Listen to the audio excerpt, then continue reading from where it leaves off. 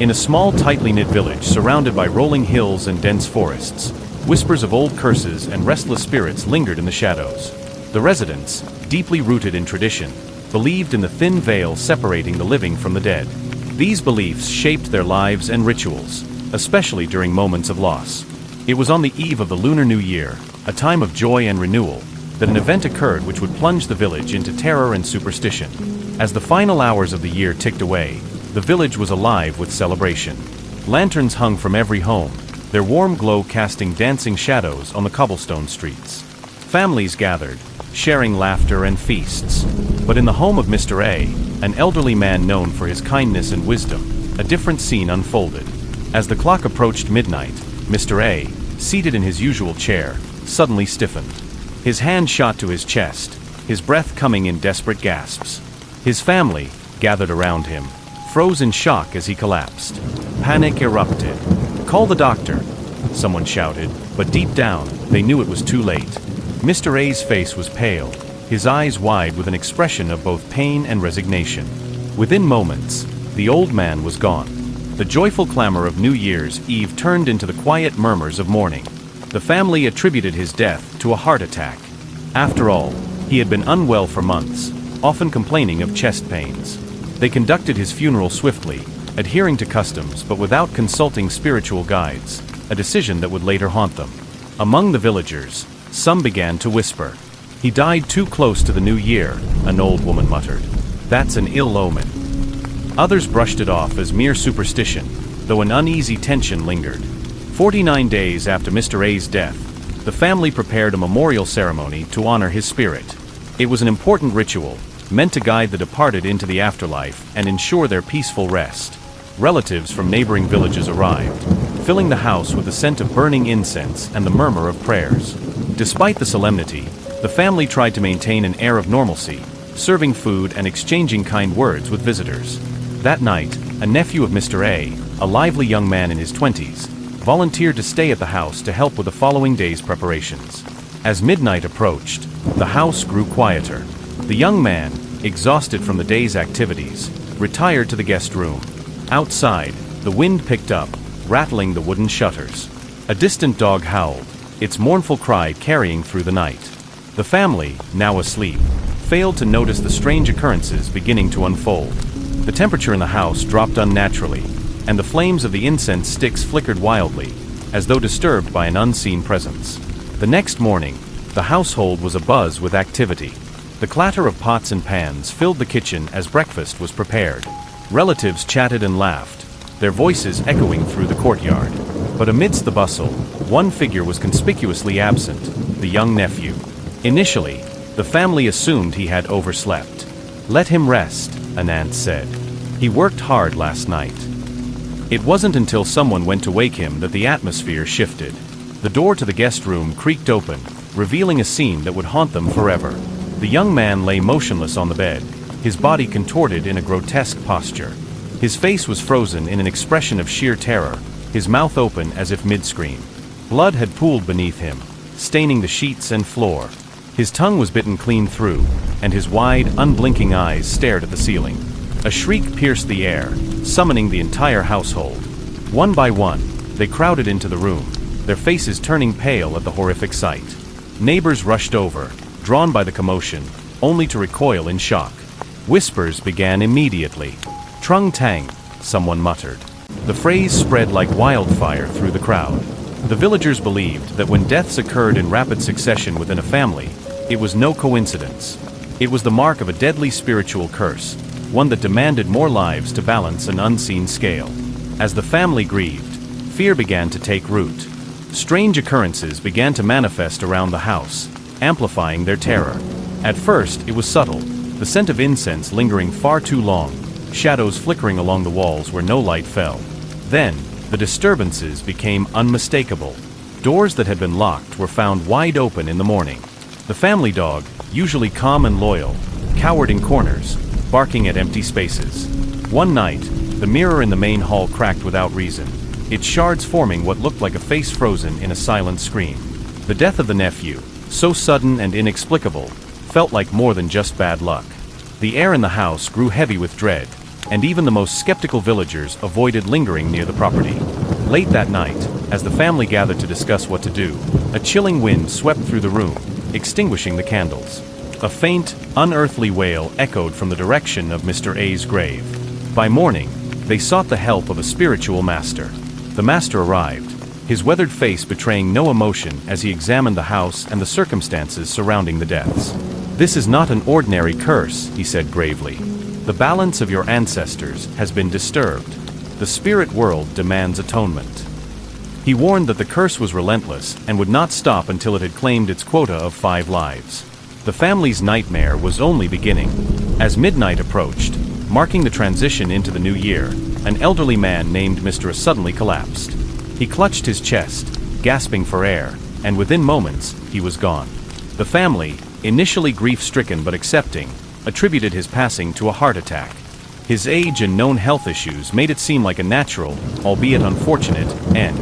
They conducted his funeral with all due respect, though no spiritual precautions were taken. 49 days after Mr. A's death, a traditional ceremony was held to honor his memory. Relatives from near and far gathered at the family home, filling it with the scent of incense and the sound of prayers. That night, a young nephew of Mr. A vibrant man in his 20s, decided to stay at the house. He volunteered to help prepare for the next day's rituals. Morning came, and the household bustled with activity. Chickens clucked in the yard, pots clanged in the kitchen, and the aroma of food wafted through the air.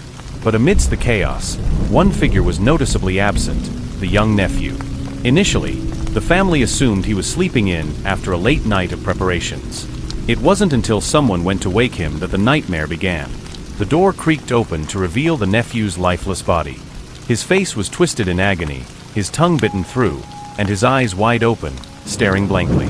Blood trickled from his mouth, staining the bed and the floor below.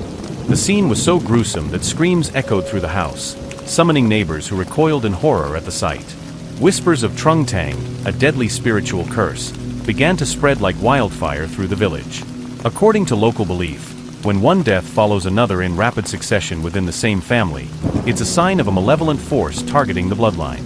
The family, now gripped with fear, sought the help of a spiritual master. The master examined the circumstances and declared that Mr. A's death had awakened a curse. The nephew's spirit had been claimed by entities seeking to complete a cycle, a set of 5 deaths to balance their otherworldly demands.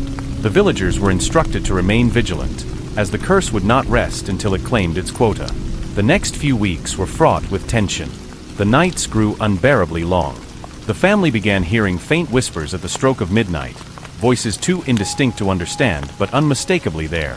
One evening, as they gathered to pray, the candles on the altar snuffed out all at once, plunging the room into darkness. A chill swept through the air, followed by the sound of footsteps pacing upstairs. Yet when they mustered the courage to investigate, they found the rooms empty, though the faint imprint of wet footprints marked the wooden floors. Members of Mr. A's family began experiencing unsettling phenomena. Doors slammed shut on their own, even when there was no wind. Shadows danced along the walls, moving independently of any light source. The chilling cries of a bird, believed to be a harbinger of death, echoed through the village at night. Livestock fell ill and perished inexplicably. Fear escalated when a third family member, a distant cousin, drowned in a shallow river under mysterious circumstances. The villagers whispered that they had seen her the night before, walking toward the river as though in a trance. Her friend, the sole witness, recounted the ordeal in terror. She wasn't herself, the friend said. Her eyes were vacant, and when I tried to stop her, she spoke in a voice that wasn't hers. She kept saying, "It's not over yet. It needs more." The river, shallow enough for a child to wade through, had somehow claimed her life, as if the water itself had risen to pull her under. She and a friend were cycling to the market before dawn when their bicycles inexplicably veered off the path and plunged into the water. Her companion tried to save her, but claimed to feel unseen hands pulling her under. The community's worst fears were now confirmed. The curse was real, and it was relentless. In desperation, the family turned to a renowned spiritualist from a distant province. The spiritualist arrived at twilight, his presence commanding yet unsettling. He carried with him a bundle of sacred tools, talismans etched with cryptic symbols, a gourd filled with consecrated water, and a ceremonial blade. As he stepped into the house, the temperature plummeted. He paused, his eyes narrowing. "This place is thick with unrest," he murmured. "The spirits are watching." He set to work immediately, placing protective charms at every threshold and sprinkling salt to purify the space. The family watched in anxious silence as he began a ritual to summon the entities responsible for the curse. The spiritualist arrived with an air of quiet authority, carrying sacred talismans and a staff adorned with ancient symbols. He explained that the family had become entangled in a karmic web, likely due to unresolved grievances or misdeeds in their lineage. The spiritualist performed a series of rituals, each more elaborate than the last. Incense smoke filled the air as he chanted incantations, summoning protective spirits to shield the family. He identified the graves of the affected individuals and placed enchanted objects at each corner to seal them from further disturbance. On the final night of the cleansing ritual, the atmosphere grew electric.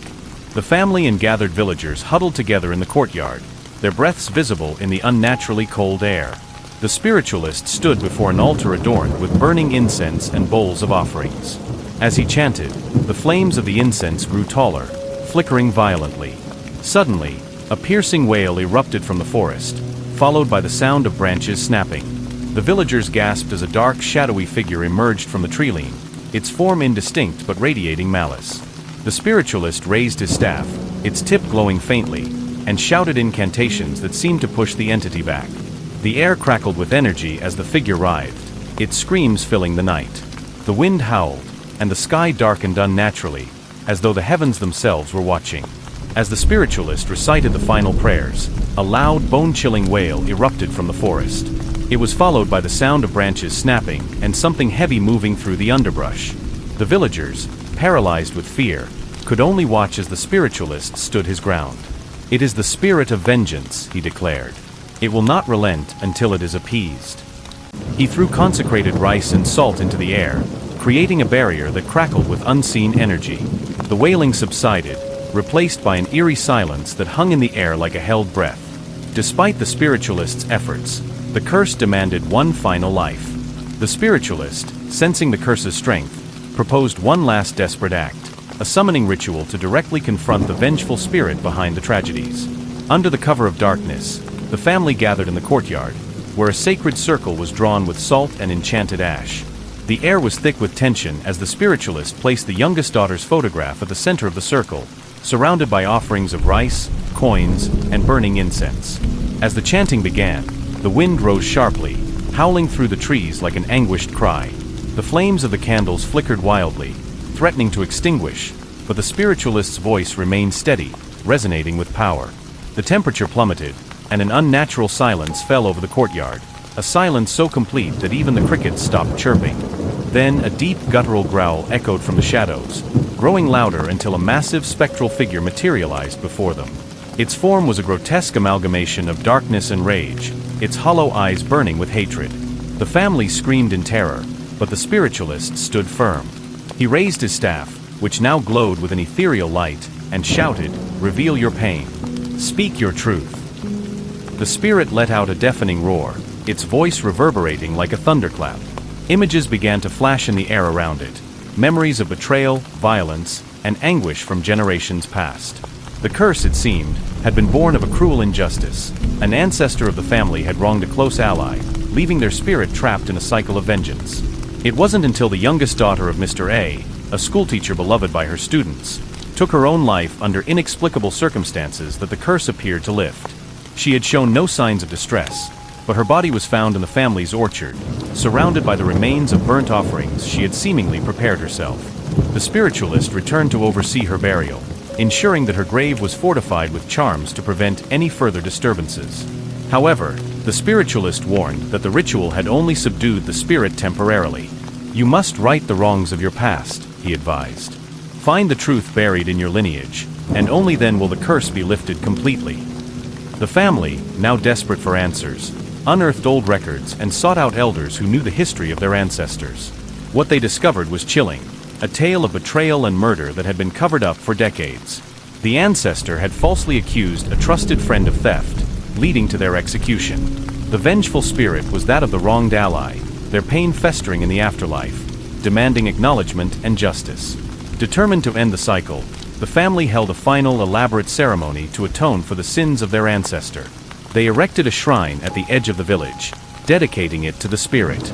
As they prayed, the air grew still, and a faint golden light enveloped the shrine. The villagers who watched swore they saw the spirit's figure standing beside the shrine, its features softened, no longer twisted by rage. With a final bow, the spirit faded into the light, leaving behind a profound sense of peace. He warned the family to remain cautious and continue their prayers for several years to fully break the curse's hold.